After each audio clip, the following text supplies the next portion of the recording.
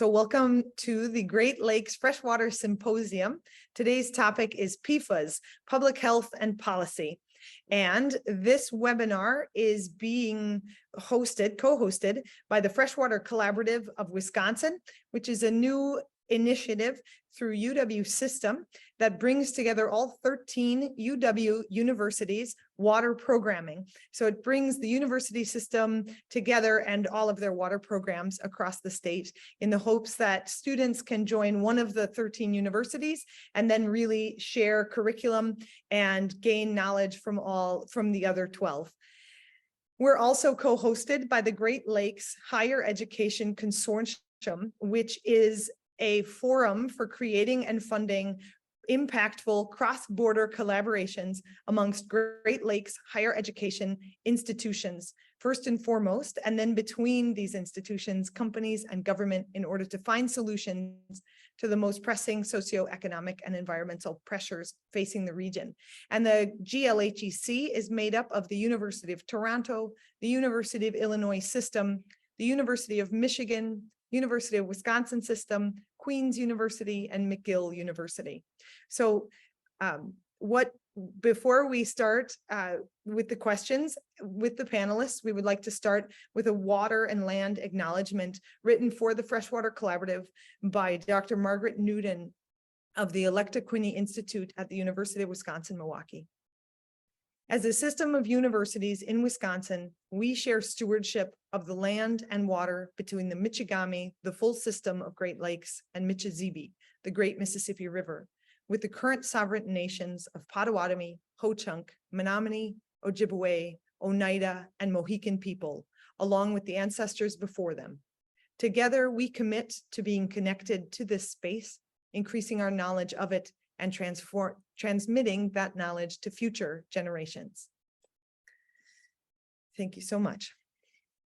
Okay, so I would just like to welcome everyone, all of our guests, and we are recording this panel discussion. We're going to have about a 45-minute discussion between our three panelists and then open it up to Q&A.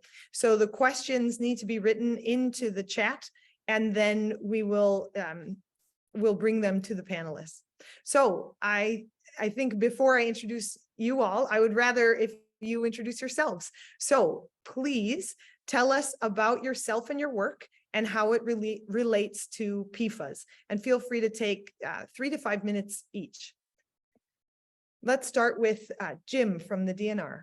Oh, very good. Good afternoon, everyone. As Marissa said, my name is Jim Zellmer. I'm the administrator of the Environmental Management Division at the Wisconsin Department of Natural Resources. This division contains most of the environmental regulatory programs at DNR.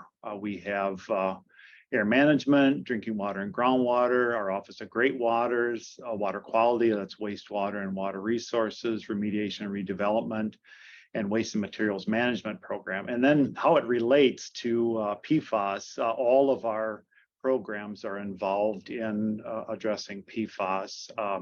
Certainly our air management program, taking part in the National Atmospheric Deposition Program. There's currently not any standards for PFAS in air, but they're closely monitoring that. Our drinking water and groundwater program, we set groundwater standards. We currently have 18 recommendations from our State Department of Health Services to set groundwater standards for PFAS.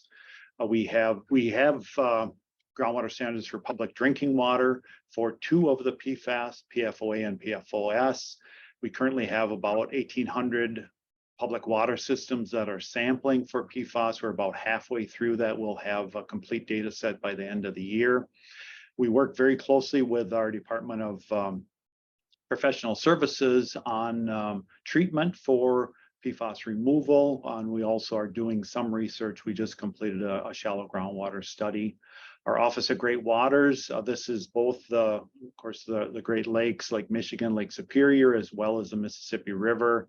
We're doing monitoring on the lakes as well as sediments, mainly in our areas of concern on the Great Lakes. Then we have our remediation program. We have about 95 active remediation investigations related to PFAS in the state. So our project managers are very busy working on that. For water quality, we have surface water standards, one of the few states in the nation that has surface water standards for PFAS. We have standards for PFOA and PFOS. We use those to assess the waters. We have long-term trend monitoring sites that we monitor, and then we assess waters to determine if there are impairments related to PFAS and other contaminants. That program also regulates our point discharges. So the Wisconsin's version of the NPDES program. Biosolids, we hear a lot about biosolids. That program deals with biosolids. We also work very closely with our one of our sister divisions, our fisheries, to collect fish samples and have those analyzed and work with our Department of Health to issue fish consumption advisories where necessary. I think there's about 42 water bodies that we have PFAS fish consumption advisories based on PFAS in the fish. And then finally, our waste and materials management program, that's landfills, a lot of attention on leachate right now coming from the landfills. So we're working on that, doing a sampling initiative for that. We just are completing the initial round of collecting and disposing of firefighting foam. We have over 30,000 gallons that have been collected, so that's a huge success. And then we've heard a lot about PFAS in compost too, and that program deals with that. So a lot of stuff going on in our division related to PFAS. Thank you very much, Marissa. Thanks so much. Next, Dr. Rebecca Klaper from UW-Milwaukee. Yeah, hi. My name is Rebecca Klaper. I am a professor and also the dean of the School of Freshwater Sciences here at the University of Wisconsin-Milwaukee. And our school itself has a wide variety of research interests here that overlap with some of the PFAS issues. But we look at ecosystem dynamics and freshwater systems. We look at environmental toxicology, which is where my own research is centered, and how different chemicals in the environment go through the environment and interact with freshwater organisms and also humans, and how those two things relate to each other. There's another group here that studies aquaculture and how we can best feed a population of people that depend on fish as one of the resources. And then we also have a policy wing, a policy and economics wing, that looks at what are some of the policy and economic implications of environmental decision-making processes and the implications of making certain decisions on science. And so that's as a whole our school, and we have a undergraduate program as well as a professional master's program and graduate research program here at our school. My own research is on environmental contaminants and their impacts on freshwater organisms, and specifically emerging contaminants. So emerging contaminants kind of fall in two buckets. One is chemicals that have been around for a while, but maybe we just have the detection technology and we're starting to see them in places that we didn't know about before. And I'd kind of put the PFAS kind of group of compounds in that category. We've known about these compounds for decades. They've been out there. We've, there's been some measurements out in the environment, but detection technologies have gotten very good where we're down to, less than parts per trillion amounts detected in environmental samples because the technology is advanced. And then there's a whole other group of emerging contaminants that are new chemicals in the marketplace. And actually the PFAS compounds also fit in that category, as we've realized that some of these chemicals that have been used in firefighting foam and in coatings are dangerous. The companies have switched to other types of these compounds that are maybe shorter chain ones or have branching or some other kind of aspect to them. And so those are the ones that we're not really sure exactly what all is being made and what's going out in the environment. And so those kind of fall in the new category, along with things like pharmaceuticals and personal care products. Some pesticides are all in that kind of emerging contaminant realm. And so the questions that go on there are, how much is in a particular environment? How much are people and different organisms exposed to?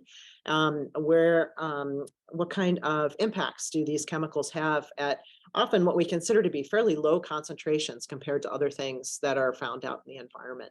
And so, for instance, with pharmaceuticals, are they at a concentration, even though they're not in the form of the concentrations that a human would take as an oral therapeutic, for example, are they having some kind of impact on organisms, even though they're found at these very tiny concentrations out in the environment? Is kind of one of the questions. And we have the same question with the PFAS kind of related compounds is, at these very low concentrations, what kind of impacts might they be having on wildlife, and then also humans?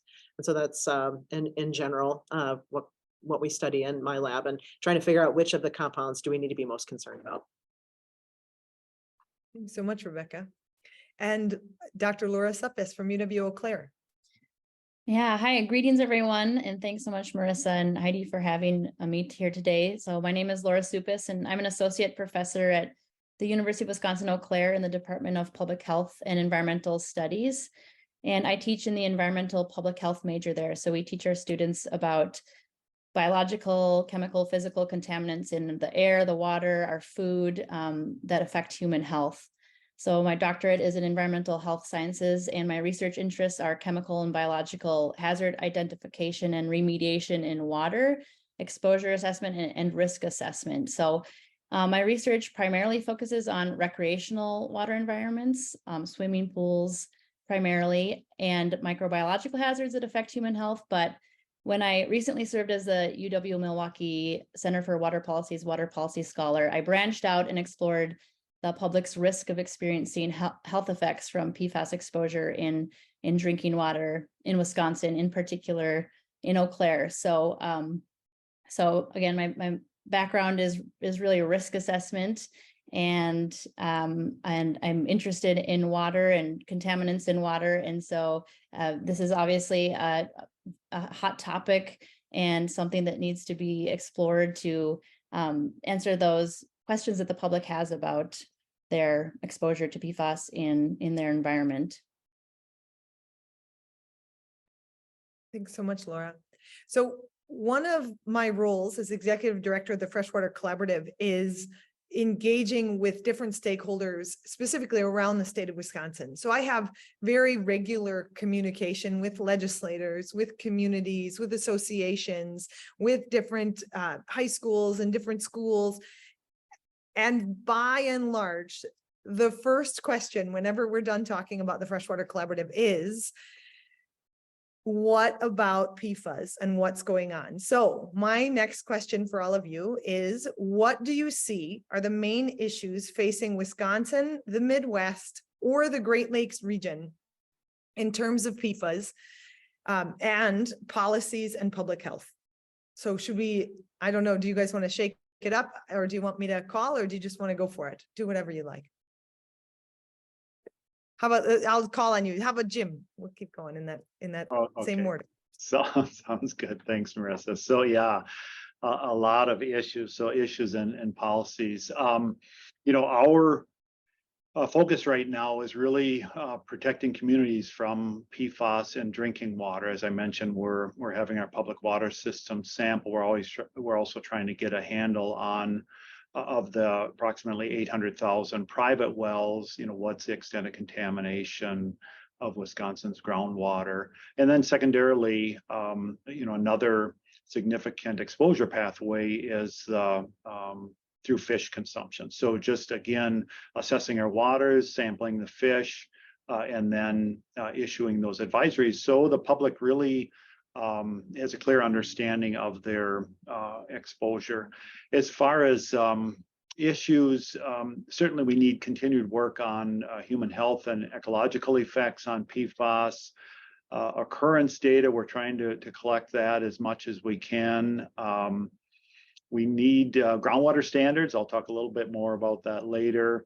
Better understanding the probable sources of PFAS, fate and transport, removal efficiencies, as well as destruction and disposal of PFAS once we find it, and what do we have to do with it. So a lot of issues, a lot of policy issues related to that. So this is a perfect forum for that, and I'll talk a little bit more about some opportunities coming up. So with that, I'll turn it over to next person. How about Rebecca? Yep. Yeah, sure. Yeah, I would definitely agree with Jim's assessment of, in broad strokes, what exactly we need to know about. I know that through our research in my lab and with my graduate students, it's been very difficult to figure out exactly, other than the firefighting foam kind of plumes from airports, the nature of all the different types of releases out in the environment. I know the DNR is working on that, as well as other DNRs across the United States. We did a mapping project where we were trying to really figure out, could you locate the potential sources based on where PFAS had been found? What industries might be contributing to a particular source plume? And it's very difficult. I think that the DNR's effort on groundwater data from private wells going across the state will yield a lot of great information to really narrow down a little bit more as to what types of industries might be causing this. Because one of the problems that we have is we don't know all of the different ways in which PFAS compounds have been used within the marketplace. And so one of the ones that came up in our research that we hadn't known about before were metal plating facilities, where they have to spray this stuff on top of the big vats that they use in order to keep other things from coming off of their vats. And it can be a source plume. Recycling paper is another one where it's coated on top of our paper. And so we have all these great recycling efforts going on, but could be a source of PFAS contamination. So it seems to have exploded in the types of, it's a very successful use of a chemical going across many, many different industries. And so it's a struggle to figure out not only how much each of those has contributed to environmental contamination, but also how do we switch into something else? Because obviously that compound, those suite of compounds were doing something great for commercial industry, and also in some cases for protection of workers. What do we do instead?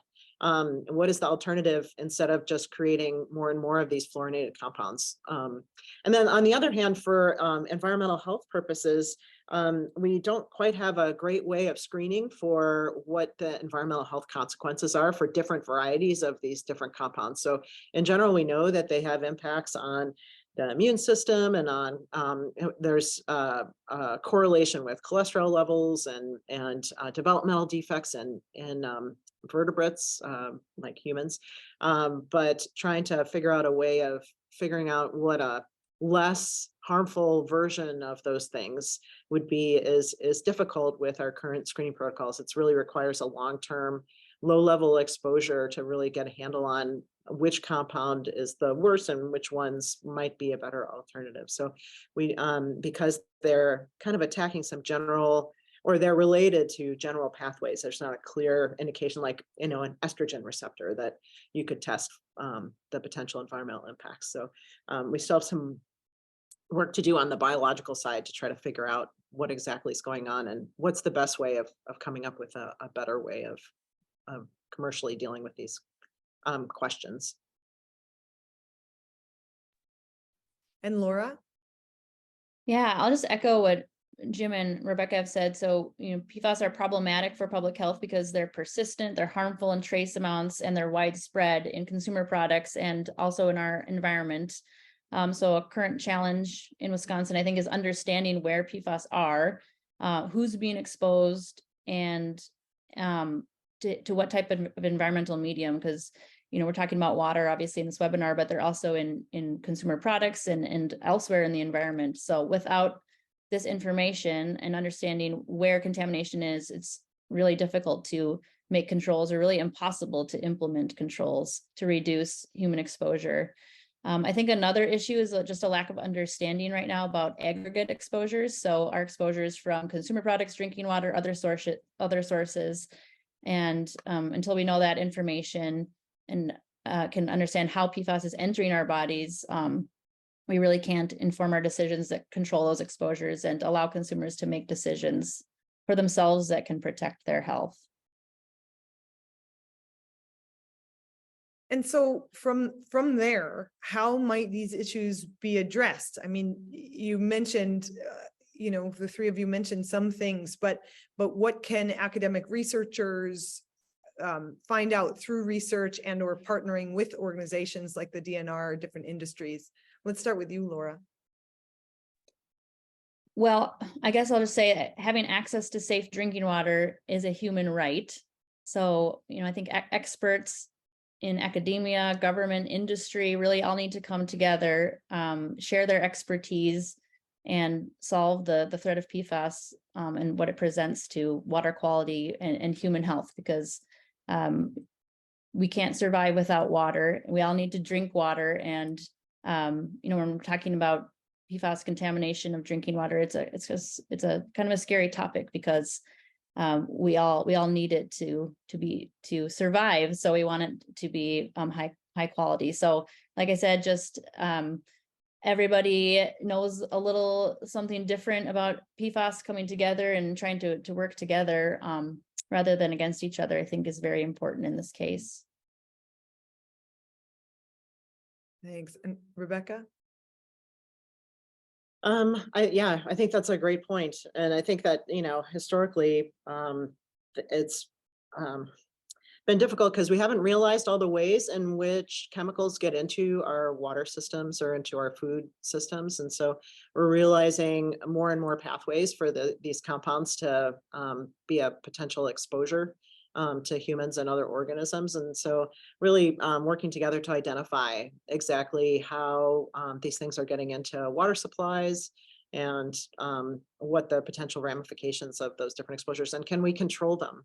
And if not, what are we going to do for those populations of people that are dealing with these compounds that are, they behave really oddly in the environment where they sit at the interface between, the water and air.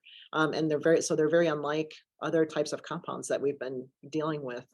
They end up getting into fish and being in different tissues than our other legacy contaminants. So, the old advice for things like PCBs and methyl mercury don't hold for the same fish consumption kind of advisories, or which tissues you should eat out of a fish as do for these PFAS compounds. And so really getting clear messages out to the public as to how these compounds are different than the other ones that we've been dealing with as a population, and how they can avoid exposures, I think is really important.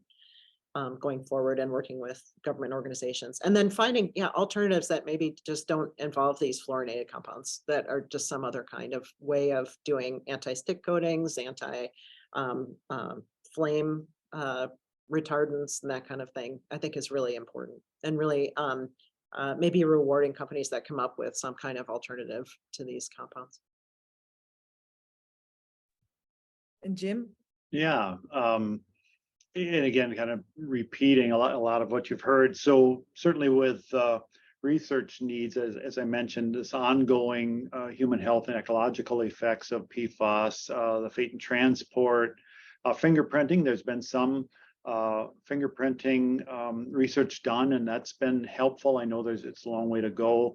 Also treatment. We're finding concentrations in Wisconsin that our current treatment technologies can't remove. So that's problematic. And then finally, destruction and disposal. The good thing is, and we've been talking a lot the last couple of weeks with our legislators, our elected officials certainly have heard loud and clear from the constituents the budget that will be approved by the legislature probably tonight. The assembly will approve and go to the governor. That's got $125 million PFAS trust fund. And there's a good segment of that has Department of Natural Resources entering into a memorandum of understanding with the UW system, and really focusing specifically on three areas: removal, treatment, costs, or a cost-benefit analysis of biosolids management. We currently land spread about 80% of biosolids in Wisconsin. Destruction, disposal of PFAS, and then some work has been done already by the UW with migration of PFAS into the Bay of Green Bay. So they want additional work done there, as well as on the Mississippi River.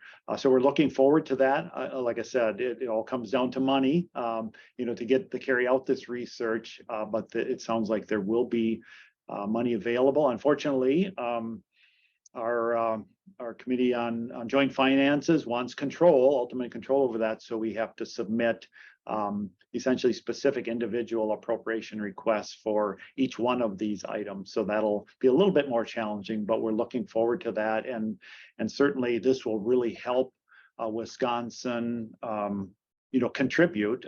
We know that research is being done nationally and internationally. But this will help contribute to that body of information that's needed to really, make better policy. So looking forward to it. In these conversations that I've been having, one sticks out in my mind while I was listening to all of your responses, and it was with a plumber in northeastern Wisconsin who said policy is being written in the White House, for instance. This is a few months ago. And, the president is declaring this budget for PFAS mediation and work, to find it, to rectify it, to change it, to change where it's coming from, give alternatives, all the things that you all are saying. And he said, now what we're running into on the ground level, so in a human's home, in a person's home, like you're in my home, is do we as the plumbers, do we have access to filters, to affordable filters for people to put into their homes? That's one. And do we have for manufacturing these filters in, around the Great Lakes, do we have affordable testing sites so that we can put in a filter and then know whether that water has low enough numbers to meet the new policies written? And I really hadn't, we all want stronger policy and clean water policy. That's really important. And then how does that impact what's on the ground as well? So it's an interesting concept. So it leads me to my next question. Are there concerns that the Supreme Court's latest ruling on the Clean Air Act and wetlands will have direct or indirect effects on PFAS and other contaminants in terms of research or policy? And I'll let whoever wants to go first, please. Well, with wetlands, I think you're referring to where they were talking about the connected wetlands versus not connected wetlands issue. And the problem is that by the way that I believe that decision was defined, it was wetlands connection to surface water. And really there's this huge groundwater piece where all sorts of things get transported, and groundwater and wetlands are usually, bubbling up from a groundwater connection. And so they can be connected to waterways in many ways. So the not having them be part of the Clean Water Act considerations has ramifications for considering those contaminants being transmitted into, out of, through those wetlands, even though they're not seen as a direct connection to a surface water body. So I think always there's this groundwater component that's missing because we don't see it. And the public in general doesn't see that connection.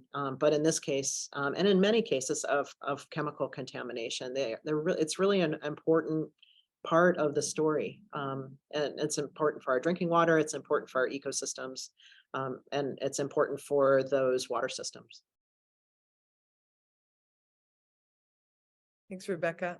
Jim, why don't you go next? Well, Laura, do you want to go? I can talk for hours on this, but Laura, do you want to go first? And I'll just briefly touch on both of them. Go ahead. Sure. Yeah. I mean, just going to piggyback on what Rebecca said. Wetlands act as a natural water filters, and groundwater, surface water, wetlands, everything is connected.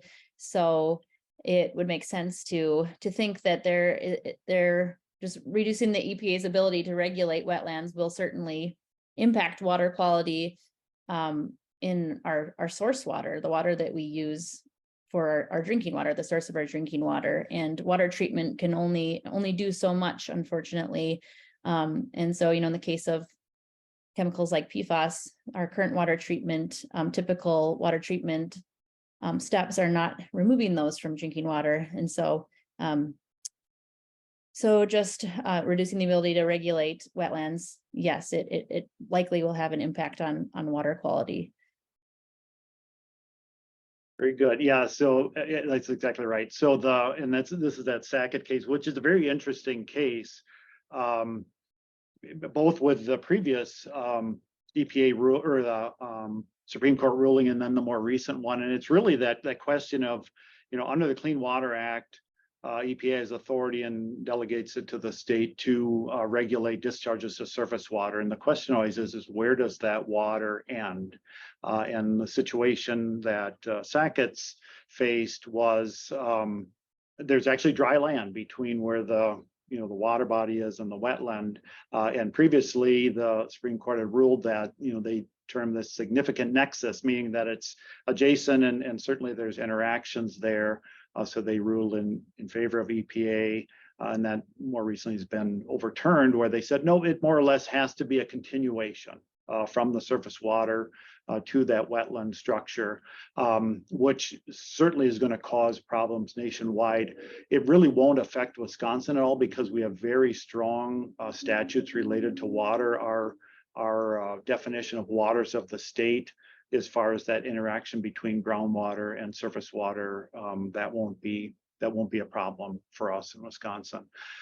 And then on the other one, you had asked about the Clean Air Act rule, and I think you're talking about the greenhouse gas emissions, where EPA tried to require power plants to reduce emissions, and Congress, and then the Supreme Court ruled that really, because this is, and I think they called it the major doctrine or major question doctrine or something like that, where it has such expansive effects on both economic and political side of things that only Congress has that authority, that EPA doesn't have that authority.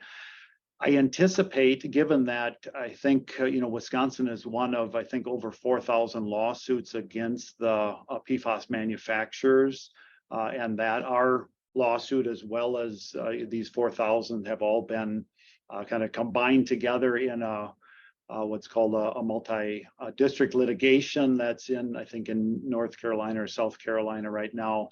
And 3M just settled. I think they're going to provide $10 billion, and this is related to contamination of drinking water from firefighting foam. But I would imagine that at some point the industry will make a similar case that probably will go to the Supreme Court to say, because of how the widespread use of PFAS, this really needs to be an act of Congress to address this. This cannot be something that EPA does. So it'll be very interesting. There are a few bills going through Congress right now, and they want to move quickly on it. So it'll be very interesting to see where they end up. That is definitely going to affect Wisconsin.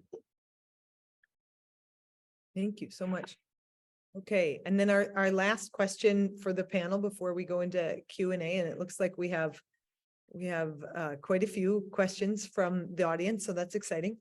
So our last question is, what would it take for Wisconsin to be able to meet proposed federal limits of PFAS in terms of technology, policies, research, and workforce?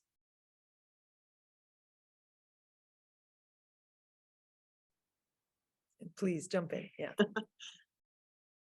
I definitely think money is part of the key that's been mentioned before, for cleanup and well, as was mentioned, it's very difficult to clean these things up. And so part of it is bringing it down to a level that is not going to be harmful.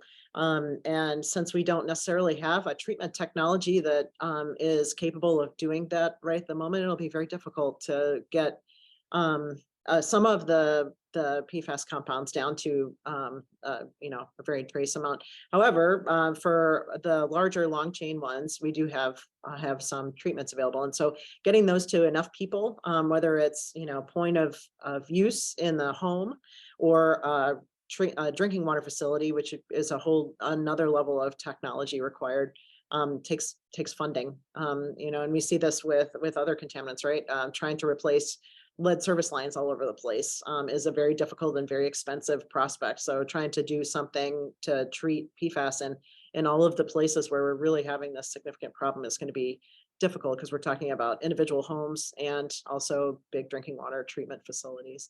And then on the biological side, just trying to figure out for some of the, there are hundreds of these compounds. So what other ones do we need to worry about besides PFOS and maybe the Gen X compounds and what have you that we know about? What are the other ones that we need to be concerned about? And that's a big question mark right now. Yeah, I'll just add to that. So there are, as far as water treatment, there are available and reliable technologies that remove PFAS, like granular activated carbon and ion exchange and membrane separation technologies like reverse osmosis, but it's very expensive and it will look different for each public water system if that's the route that they go, because it will be dependent on the source water. So what type of PFAS compounds they're wanting to remove. So just like Rebecca was saying, it's a lot of money to do that. And those are the public water systems. And obviously individuals who have private wells, they have a different type of source water. It's coming from their ground. And so those point of use systems and having those individual homes understand what type of compounds they're trying to remove. And if they even need to remove anything from the water and get those expensive point of use systems is important to understand. Yeah, that's interesting. So we, as I had mentioned, Wisconsin has public drinking water standards for PFOA and PFOS. Our Department of Health had recommended that we set that standard at 20. Our Citizens Policy Board opted to go with 70, an outdated number, health advisory. And now EPA is proposing, they just finished their comment or ended their comment period, that they'll be setting standards proposed at 4 parts per trillion for PFOA and PFOS, and also a hazard index, which they've used in other areas. They've never used it in the drinking water realm, but a hazard index for that. And that we talked about that cumulative effect on our body. So that's really taking that approach. We're fortunate that, I should finish that thought. Right now we have about 2 to 3% of our public water systems that have tested to date are exceeding a standard. So they're taking actions, providing notice to their customers. If and when EPA finalizes their rule, they're hoping to have that done at the end of the year. The states then will have 3 years to incorporate that into our state rules. We anticipate that that'll probably go up to well over 10% of our system. So a significant cost, to add treatment or look for alternative sources. We're fortunate this bipartisan infrastructure law has about $200 million between drinking water and clean water side of things, earmarked specifically for PFAS. We just are ending tomorrow actually is the deadline for this allotment's worth of applications, and that's gone up 4-fold from last year to this year. We usually get about 40. We're at, I can't remember, like 175, I think, right now. So a lot of work going into that. And people are taking advantage of that. Communities are taking advantage of those federal dollars to address this issue. So it's going to be challenging. And the more we learn about PFAS, the more our health professionals are saying essentially it should be zero. Because there are, even at very low concentrations, it can have detrimental effects on our health. So that's going to continue to be an issue. And then you're going to run into this cost benefit of at what cost for that incremental increase in addressing PFAS, setting at a lower level, what are the health benefits for that? So I think ultimately, unfortunately, it'll come down to, how much can we afford? Well, thank you so much for all of your input. Right now we have 10 questions. So I think whoever would like to respond can respond, but we'll move forward these. So let me make sure. Yep. So the first question is really in regards to fire foam. is there a larger effort from fire departments to contact their former firefighters and the dangers, to communicate the dangers that they were exposed to, and which level of government should be responsible for this type of notice? So the concern is really on the community level and any damage that's done. See, it sounds like a public health, like part of our public health government, but do any of you three know that answer? No, unfortunately, that's what I would say. I would have to defer that to our Department of Health. Okay, yeah. All right, next question is, there should be monitoring on areas where industry has disposed of the compounds on the landscape.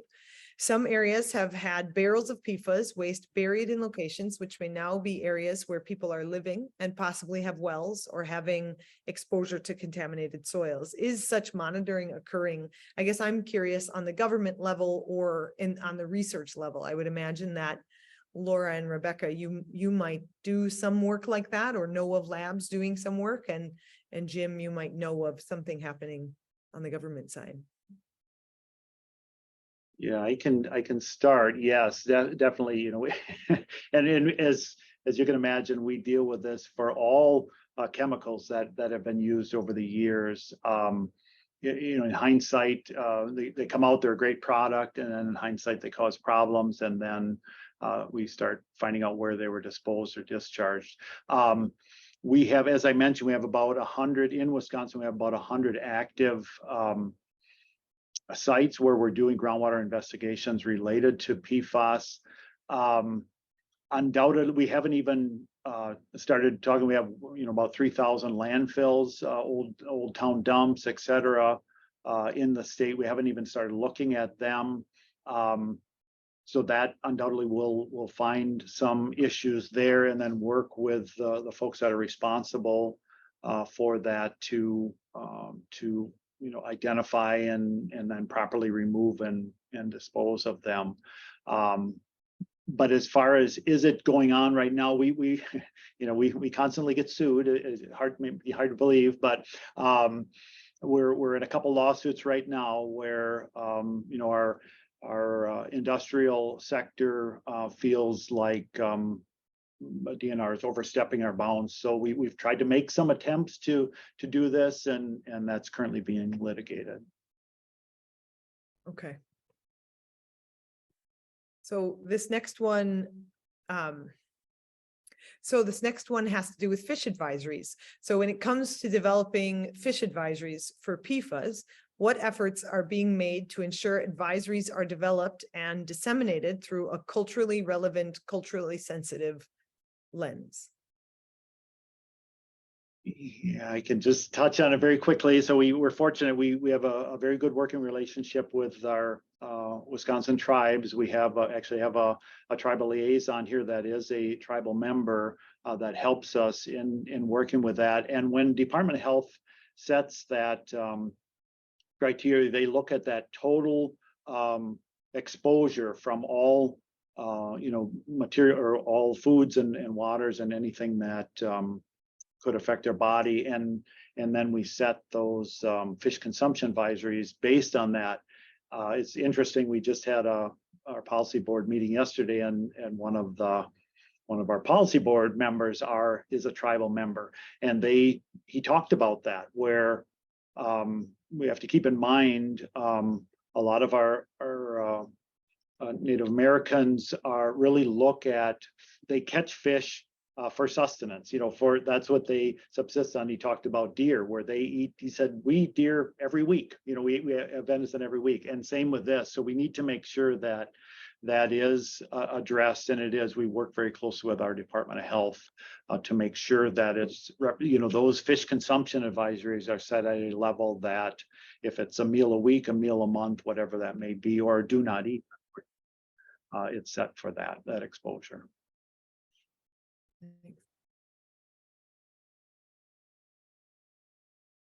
This one is a more general question. What are the possible ramifications of PFAS? Because I feel like this is very limited knowledge to the public. So many have never heard of these, especially how they are in consumer products, recycling, etc. I actually, I find it really interesting in my personal communications and my work communications. I find that there's a large part of our population that knows about PFAS and is extremely concerned. And there's an equal amount of people who have never heard of the term. So yeah, if you all could speak to the possible ramifications. We conducted a survey as part of one of our research projects, trying to even ask folks in industry that have the potential for using some of these compounds that we knew about. And when you talk to folks that are leading those companies or those facilities, they have very little knowledge that there might be PFAS in some of the things that they're doing. And they often ask, what are those compounds? Or they're using products and they're considered proprietary and they don't really know, even if they've heard of PFAS, they don't know if they're actually using any of them in the products that were designed for their industry. So then if you take that even one step out and then talk to the public about those particular products, there's very little information out there. So, we're getting bit by bit more and more knowledge of how those compounds were used in different products, but we still don't have a very full picture because of the proprietary information on the way chemicals are used in something that's not necessarily food. That is in, things that we use for cooking or things that we use for firefighting foam, for example. It's not something that someone would eat, so it has different procedures for health ramifications and evaluations than something that goes into our food products. So I think that even the government and researchers have a big question mark as to where PFAS might be located. So then trying to take that out to public knowledge and trying to educate the public is a little difficult. There have been studies showing that water is a main contributor to folks consuming PFAS products. So the focus on water is a very important one.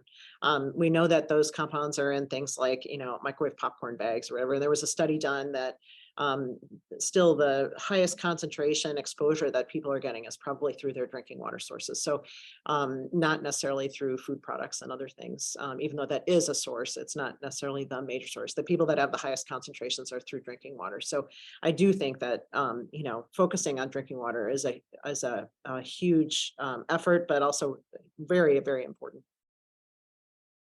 Yeah, and I'll just add some of the health effects. So, it's not just one chemical, it's a broad category of chemicals. So there's kind of a lot of different adverse health effects that can occur, have been associated with exposure to PFAS compounds. So some can be carcinogenic, and then other health effects that are non-cancer effects, organ dysfunction, reduced production of hormone levels, thyroid alterations, birth weight, low birth weight, miscarriage, growth delays. So it's really important to especially protect those sensitive populations like pregnant women and children who are still developing, but definitely can have effects on anyone. And the way that these health effects are studied are through toxicity studies. So toxicologists are exposing animals like rats or mice to these different compounds and then observing the impact that the chemical has on their bodies. And then we're assuming that those same health effects can occur in humans as well. So so a lot of this research is based on lab studies, but this is what those are some of the health effects that have occurred in those animal populations after exposure. Yeah, and certainly the education and outreach is vitally important. It always surprises us where we have some areas, for instance, in north central Wisconsin, the greater Wausau area is pretty much all contaminated with PFAS, and the number of people that will come up to us and ask us, well, we're hearing things about this PFAS. What is it? And it's been in the news, and we've communicated that what we thought was, almost saturation of communicating that, and we still we need to do more work with that, and we're trying to work with our stakeholder groups to help us get the word out. We put together a community toolkit, so because until it's detected in your community, you really don't worry about it, is what we're seeing. So we put together this toolkit where folks can go and download that and give them a start on what is PFAS, and what can we do about what resources are available. But it's a continuation. It really is vitally important that we really work together and make sure we're doing that community outreach and education to make sure the public is aware of the risk. And like we said, it's so widely used historically that we have one of our stakeholder groups, one of the individuals has a bucket essentially that they took household products that they had that they know that contains PFAS, and then at public meetings or at gatherings they'll pull it out, and everybody then can associate with, oh yeah, I have that in my home. So really to help educate people in understanding the risk, and then when you're out buying products, to make sure that you're not unknowingly buying a product that contains PFAS. I think it's really important too to tell folks when they have drinking water that's contaminated what to do. I know the DNR website has great resources. So does the EPA website of, here are the kind of filters that we know are capable of removing some of these from your water system. So it's not, I think people end up getting very frightened about things, but then if you give them some resources to help solve the problem within their own home, it's very useful too. So. It's great. That actually answers another question, which is there a point of use filter for homes or businesses? So it's available on the DNR, a list of them are available on the DNR website. Wonderful. Yeah, there's a link to the ones that are approved. Yeah. Yeah. And the only issue we run into with that is affordability. And obviously maintaining it. It's one thing to install, Laura had talked about the various treatment technologies that are available.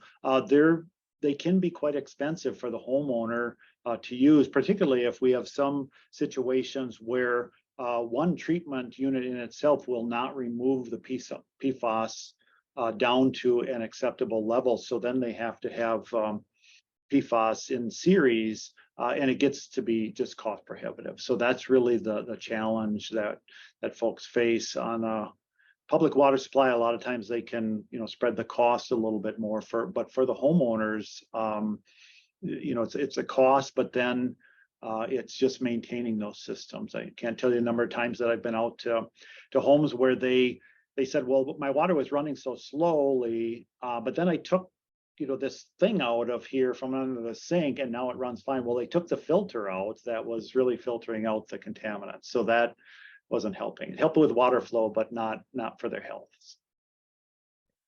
On that, we have a question about avenues of research or public outreach that you all think is the most pressing. Jim mentioned some things that the DNR does.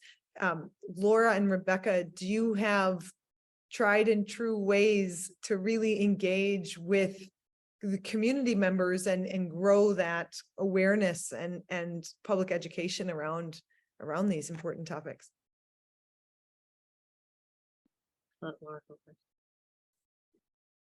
don't know if I have a tried and true way, but I guess just working through all different types of advertising, especially social media. I think that's how a lot of people are getting their information these days. So I know that our health department, Eau Claire City County Health Department, does a great job of maintaining social media pages, and that is one way that they try and reach the public, and doing other outreach as well. Some of the more traditional approaches, even TV interviews or media interviews, billboards, flyers, and just trying to educate the public and to reach those populations that aren't aware yet and maybe aren't engaging as much, because obviously, as we've mentioned, there's a segment of the population that is knowledgeable about this and is concerned, but then connecting with the other people and making sure that we protect their health, who just maybe don't have that access, is really a challenge. Our researchers also give talks to drinking water treatment facilities, wastewater treatment facilities. We have research projects with those entities too. So it's a way of getting to, some of the sources of the drinking water in a broader global sense, because they're all very interested, obviously, especially with standards being set now. But I'll have to say that the first person that brought the PFAS question to my attention, even though this compound, the suite of compounds had been around for a while, was a drinking water treatment operator who said, I'm seeing a spike and I don't know what this is from. And this was 15 years ago. So it was way before we were starting to talk about this in earnest as a problem. So those folks are very aware and really concerned about human health and how to provide the best water source for folks. Thank you. That's great. One more technical question. Does PFAS also need to be removed in wastewater or sanitary treatment facilities or just at the water treatment utilities? Yeah, excellent question. Let me just jump in. Minnesota just completed a study. We just had a presentation from them, and I can't remember. I think they said the cost was 14 billion or something to remove PFAS from wastewater. So, and it really reinforced the approach that we are taking in Wisconsin is that we want to identify the source. So source reduction, prevent the PFAS from getting into our sewer systems and through our water plants, our wastewater plants, because we know it just passes through. Our conventional wastewater plants do not remove PFAS, so it either is going to go out in the water or in the solids. So we've really been focusing on that and have been making some good strides. But that project that was done, and it's available on Minnesota's website, MPCA's website, I think. It really reiterates that once it's in the water, in the wastewater, it's tremendously expensive to remove. And we ask a lot of our wastewater treatment plants because they're the ends of the whole line, right? And so they weren't designed to take all these chemicals out in the first place. They were designed to take out, some bacteria and organic matter and maybe, reduce some of the chemical load a bit. But that was back in, decades ago. And so to put nanofiltration or some other very expensive thing on there is very, very costly. And I agree that, getting rid of some of these things, decreasing them at the source is really key, not just for PFAS kind of related compounds, but for a lot of our emerging contaminants and legacy contaminants. Thanks. Our last question, I'm going to combine two because they're very related, is how likely is it, or how do products of different industries contribute to exposing consumers to PFAS, or how likely is it to regulate those PFOA or PFAS out of food, including pet food packages, household items, carpets, couches, all those kinds of things. But so it's really a policy question, and really we know from your previous answers that the majority comes through water, drinking water, but it does exist in others. So how are we looking on that policy level? I can just very briefly, and I'll keep it very brief. So, and this is something that we've talked to our legislature about. We have about maybe 20 states across the nation that are banning PFAS in products that are sold. Now, they always, kind of some of the words that they use is intentionally added. So what does that mean? I think Rebecca had mentioned where a lot of times we don't know. The EPA's toxic release inventory is tightening those restrictions, so we will get a better handle on that. But that is one of the ways you could do it. 3Ms are already committed to, by the end of 2025, they're going to be out of the PFAS business, not only manufacturing it, but using it in products. So that's really a step in the right direction. So anyway, I'll stop there and let others jump in. Thank you so much. I think that sums it up. We're right at time. And we also had a couple of comments about engaging with Native American tribal communities. And I couldn't agree more. One statement, it's more of a statement than it's the Great Lakes Indian Fish and Wildlife Commission is working on PFAS and for Glifwick member tribes, and have some studies underway in Wisconsin, Minnesota, and Michigan. And that's GLIFWC, Glifwick.org. So just making sure that everyone is, aware of that group, and that, hopefully we're engaging. It sounds like the DNR, I know the university system is also engaging with tribal nations. I was going to say the University of Wisconsin, the Sea Grant office in Madison, as well as the Water Resource Institute. Sea Grant's funded by NOAA, but is a Wisconsin-based. That particular program is in Wisconsin, as closely linked with that project with Cliffwick. So, Yep. And we had just met with Cliffwick last week, so very good. Okay, wonderful. Yeah. Well, I want to thank you all, the three panelists, and for all of your great knowledge and expertise, and for taking time to talk to us today. Thank you, Heidi, for personing the behind the scenes. We really appreciate that. And to all of the audience for attending, please know that we will be posting the recording of this session to our YouTube channel, and we'll send a link to that and other resources in a follow-up email. So if you're interested in taking part in more symposia put out by the Freshwater Collaborative of Wisconsin and the Great Lakes Higher Education Consortium, please visit our website, at least at freshwater.wisconsin.edu. Thank you so much.